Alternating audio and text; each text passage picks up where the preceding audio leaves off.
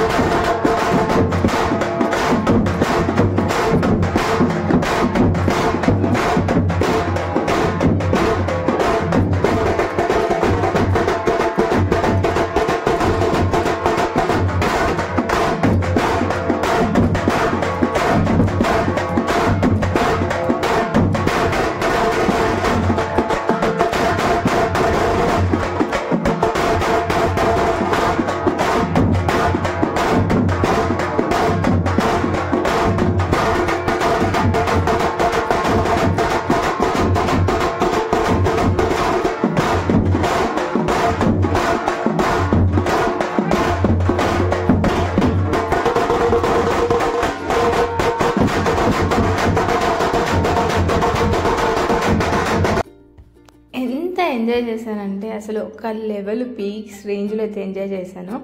ఫస్ట్లో భయపడే వాళ్ళం అనమాట, అమ్మాయిలు డ్యాన్స్ ఇస్తే ఏమనుకుంటారు అని. ఇప్పుడు సిటీ కల్చర్ విలేజెస్లో కూడా వచ్చేసింది, ఎవరు పట్టించుకోవట్లేదు.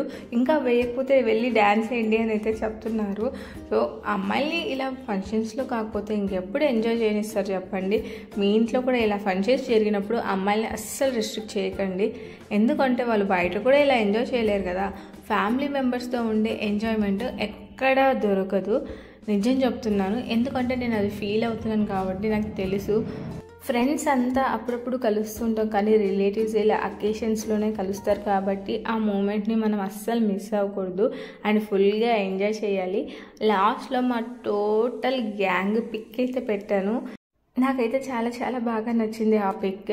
మీరు కూడా చూసి మీకు ఎలా అనిపించిందో కామెంట్ అయితే చేసేయండి. అండ్ మీకు కూడా నచ్చినట్టయితే ఒక లైక్ కొట్టడం మర్చిపోకండి. Thank you for watching. Have a nice day. Bye.